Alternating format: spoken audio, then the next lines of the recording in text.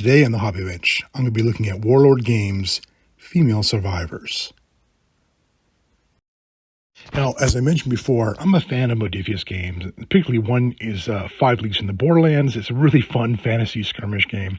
And I've ordered County Road Z, which is a zombie solo war game. And I've waiting on the rulebook for there. I have the PDF, but I've also just sort of been slowly accruing different models and miniatures that I'm going to be using for that game. And I have here today from Warlord Games, their Female Survivors. This is sort of a release, if you will, from War Games Factory. They used to have an old kit, ended up their stock that was pretty much bought up by Warlord Games, and they're distributing it now. This is a smaller kit. It's got 10 figures in it, plus some extra stuff that they have for their own war game, Project Z, although I don't think it's quite being supported right now. Now, what you'll find inside the box are a couple things. You'll have some cards here from Project Z, some instructions, and you'll get 2 different sprues. One's a bunch of weapons and accessories. The other one is the main bodies that you're going to have for actually all your figures. This is the main sprue. It has the bodies that are together with torsos. They have then, of course, various heads, different sets of arms, and overall, I'm going to say that really good sculptures here for that. They've got a fair amount of detail. What I enjoy about it is it's got some different body types. It's got a little bit more of a rotund body, a little more leave. It's very odd also. You're going to have one figure that's like a kid. It must be maybe 12 or 13 years old. That's a little creepy, if you will. But they have a good amount of detail that are in the sculpt. So nice figures. Going to have a fair amount of weapons and have some odd, if you will, melee weapons, like a tennis racket and a golf club. Options for some submachine guns and pistols. They even have RPG. And you can look a little bit more detail here in the heads. There's quite a variety that you can have. Some a little bit more aggressive, a little older. You have, I guess, the kid is sort of an option there. It's sort of cute. It has like a little kid ears or a little helmet. It looks like probably a batting helmet. And overall, there's just a lot of different options that you can get picking up. It's really cool too. You have like little accessories such as some tools, RPG as I mentioned, some backpacks here that you have. It's a fair amount of variety that you're going to get into the kits. I like that you have like canteens, little accessories they can have in their belt packs, and like gear that a survivor would probably have crawling through the wastelands, trying to find off zombies. There's quite a bit that you can do to get some variety on the figures themselves. And I want to show a little bit more. What I like about County Road Z, of course, is you also have a compound bow. That's pretty cool because archery is a skill that they have. You know, that's the type of weapon that you have in County Road Z.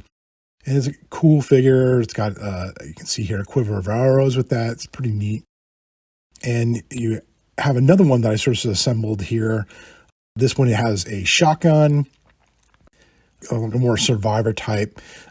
Sort of cool about this too, I guess if you want to get a sawed-off shotgun, you could sort of cut off the barrel a little bit. Now, I'm going to mention a little bit too, a shout out to them on the sculpts. What I like about the figures, and you can see here, is they sort of embrace a little bit more diversity. This one has some dreadlocks in it. You have another figure I showed previously that had a little bit more of a short afro.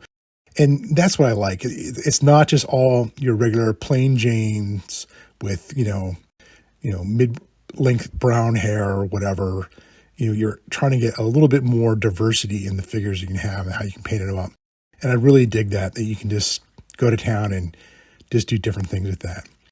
Now, what's killing me, of course, is that I also picked up Zona Alpha, and I've had this game for a while, and I picked up some bandits from them from Cobblestone's castings, and they're like a really good miniatures that you have. They're just great.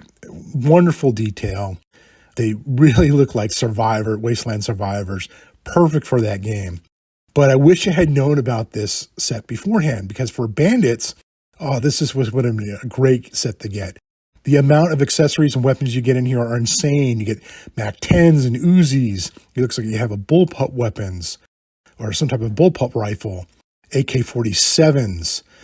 It's just crazy amount that here. You have shotguns, both single barrel and double barrel shotguns.